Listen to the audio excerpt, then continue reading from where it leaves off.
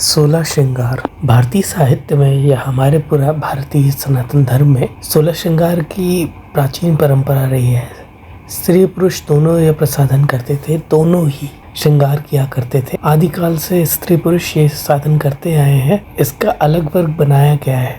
इसमें प्रायः सभी श्रृंगारों श्लोक इस प्रकार है। अंग शुचि मंजन वसन मांग महावर केश तिलक भाल तिल चिबुक में भूषण मेहंदी वेश मिस्सी काजल अर्गजा वेरी और सुगंध। अर्थात अंगों में उपटन लगाना, स्नान करना, स्वच्छ वस्त्र धारण करना, मांग भरना, महावर लगाना, बाल संवारना, तिलक लगाना, ठोड़ी पर तिल बनाना, आभूषण धारण करना, मेहंदी रचाना, दांतों में मिस्सी, आँखों में काजल लगाना, सुगंधित द्रवों का प्रयोग, पान खाना, माला पहनना, नील कमल धारण करना।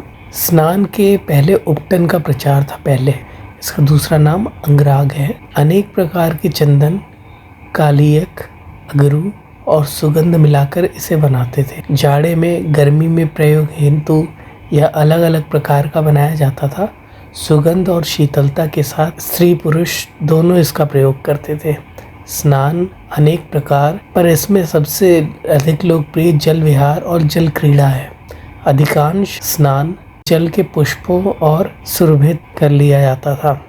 एक प्रकार का साबुन भी प्रयोग किया जाता जो फेनक कहलाता था, जिसमें झाग भी निकलते थे। वसन में स्वच्छ वस्त्र पहना करते थे। नहाने के बाद नर नारी धारण करते थे। पुरुष उत्तरीय और अधो वस्त्र पहना करते थे और स्त्रियां चोली और घाघरा। यद्यपि वस्त्र रंगीन भी पहने जाते थे, तथापि प्राचीन नर नारी श्वेत उज्ज्वल वस्त्र अधिक पसंद करते थे।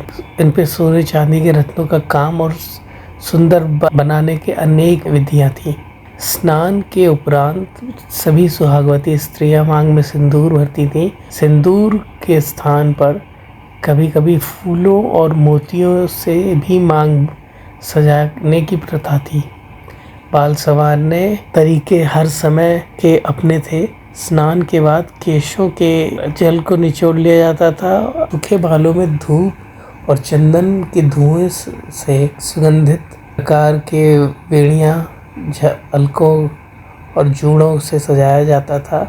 बालों में मोती और फूल गूंथने का आम रिवाज था।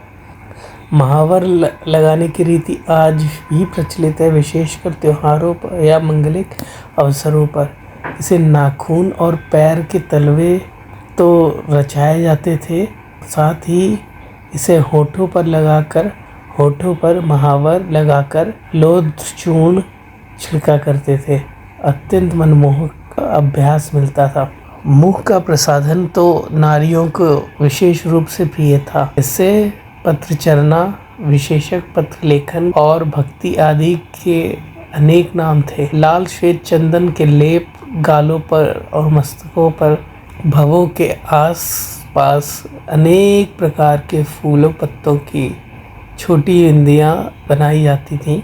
इसमें से गीली और सूखी केसर या कुमकुम का भी प्रयोग होता था। इसके बाद इनका स्थान बिंदी ने ले लिया, जो आज भी देश में स्त्रियों का परिधान माना गया है। कभी केवल काजल की अकेली बिंदी भी लगाने का रीति थी। ठोड़ी पर छोटे छोटे काजल की तिल लगाकर सौंदर्य को आकर्षक बनाने का चलन था। आजकल की यह प्राचीन भारत में भी हथेली और नाखूनों को मेहंदी से लाल करने का आम रिवाज था। आभूषणों की तो अनंत परंपरा थी, जिसे नर नारी दोनों धारण करते थे। मध्यकाल में तो आभूषणों का प्रयोग इतना बढ़ा था कि शरीर का शायद कोई भाग्य ना बचा हो यहाँ गहने ना पहने जाते हो। आँखों में काजल या अंजन का प्रयोग व्यापक रूप से होता था। अर्गजा एक प्रकार का लेप है, जिसे केसर, चंदन, कपूर आदि मिलाकर बनाते थे। आधुनिक इत्र की तरह शरीर को सुगंधित करने के लिए इसका प्रयोग होता था।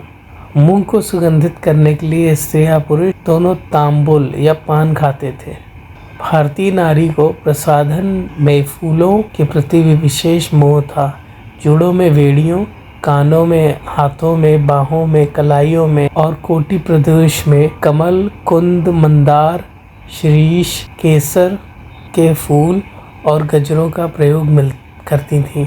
श्रृंगार का 16वां अंग नील कमल, जिसे स्त्रियां पूर्वोक्त 15 श्रृंगारों से सुसज्जित हो पूर्ण विकसित पुष्प या कली के दंड सहित धारण करती थी।